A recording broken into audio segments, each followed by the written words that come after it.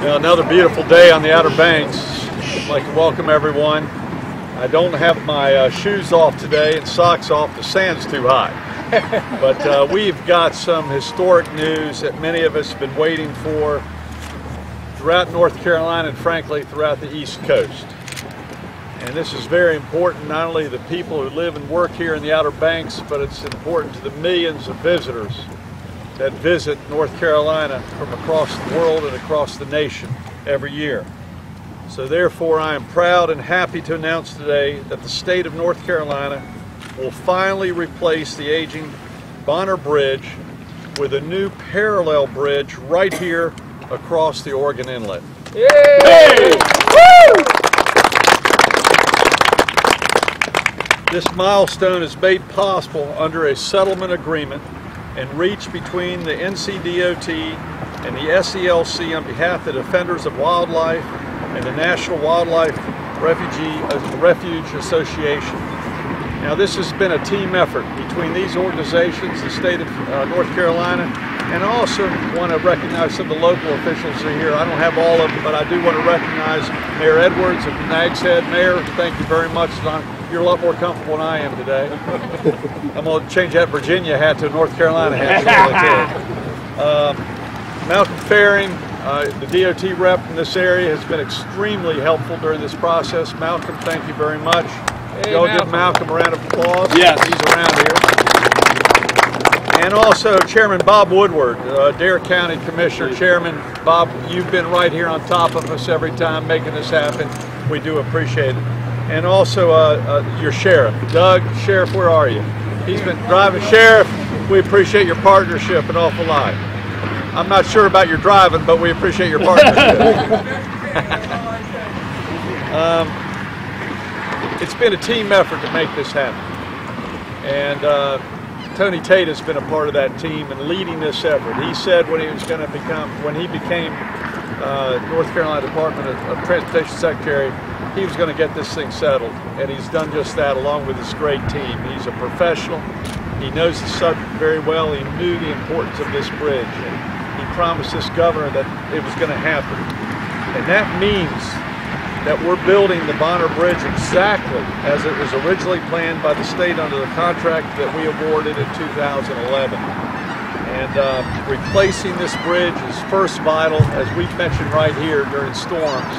It's very vital. Our number one priority is safety. And this is extremely important for the safety of people driving along the Outer Banks. And the second reason this is important, it's important to our economy and the millions of visitors that depend upon the travel and tourism, but more than anything, the number of businesses and people that their livelihood is dependent upon this bridge being built. So safety and jobs are two accomplishments that we're making today. And this has been more than 2 decades in the making. And I'm convinced that these groups not had viable discussions during the past many months that it could have been delayed for another decade. And that is totally unacceptable. So to have this agreement made and sincere and very worthwhile negotiations have been occurring, that we're accomplishing our goals, and that is connect NC, connect North Carolina. Not only connect North Carolina with the rest of North Carolina, but also connect North Carolina with our neighboring states, and especially with the Northeast, because it's so vital that we get the travel and tourism money coming down from Canada all the way down to North Carolina. And to have this bridge, one of the biggest feedbacks I got from the people of this area was we need a decision, and we need a form of dependent consistency for the next decade or two. And this is a very important decision for the economy and again for our quality of life and for our safety. So connecting North Carolina, this is a major accomplishment for the state. And nothing compares to North Carolina's beautiful coastline. We're continuing to work on other challenges, especially with the storms. And you've got a team to do it right here behind me that have worked together to make this happen.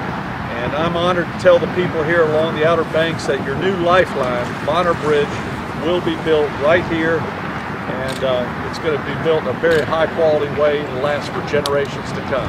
And to tell you more details about that, I'm honored to introduce Secretary Tony Tata. I figured if he can build bridges in Afghanistan under fire, he can do it right here in the Outer Banks, and he's doing just that. Ladies and gentlemen, Secretary Tony Tata. Thank you, Governor. First and foremost, I appreciate your support. Your administration is indeed about building bridges and about finding solutions, and I appreciate your support during this process, giving us the freedom of maneuver to find a workable solution for not only the Bonner Bridge, but Pea Island and beyond. This long process has been many years in the making, as the Governor said, and there are so many people to thank, but I think there are a few that, as we participated in the process here, really deserve being singled out. First is Shelley Blake, the General Counsel for NCDOT. Without her leadership, stewardship of this process, I'm quite confident we would not be standing here today. Equally deserving is Julie Youngman, the Senior Attorney for the Southern Environmental Law Center. And the same goes for her. Without her stewardship and leadership, we would not be standing here today. Keeping this bridge standing has been no easy task. And Jerry Jennings and his Division I team, Jerry, where are you right now? Let's give Jerry a round of applause. He's been keeping this thing going safe for the motoring public for many years, and will continue to do so for the next 3.5 years as we get the new bridge built. And of course, Mike Charbonneau and his communications team have helped us communicate messages consistently, accurately, and on time. And so, Mike, thank you for all your hard work. Constructing a new Bonner Bridge right here, parallel to the existing bridge, is something everyone here in Dare County, and ever since I was a kid coming down here, have been waiting for and have been watching for. And indeed, in addition to building a new Bonner Bridge, we will consider other options to move vulnerable portions of Highway 12 out of the southern portion of the Pea Island National Wildlife Refuge and into the Pamlico Sound.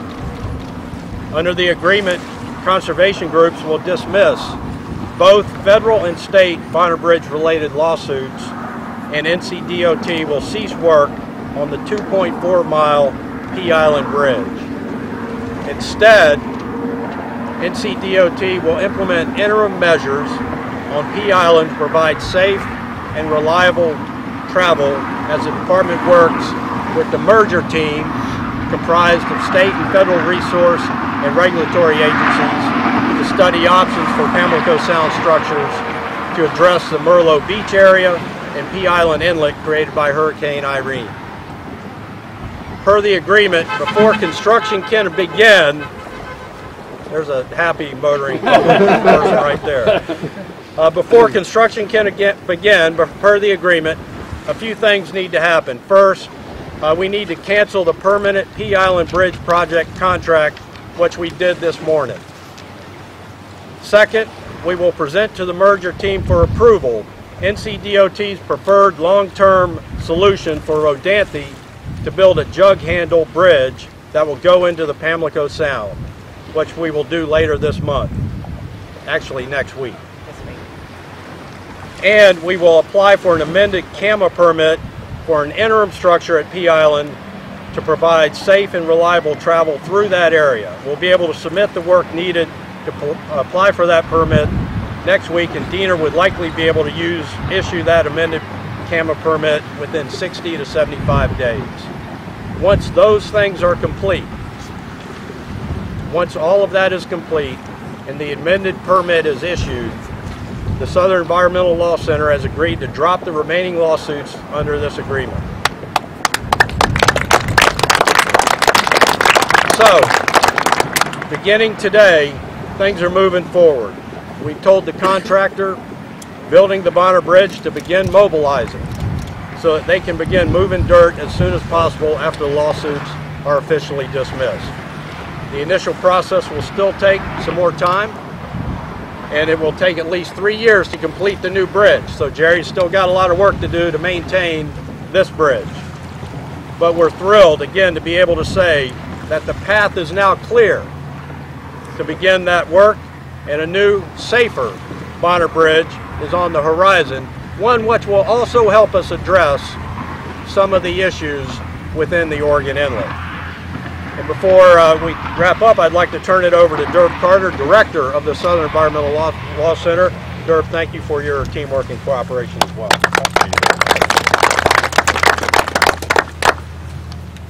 Thank you, Governor McCrory and Secretary Tata.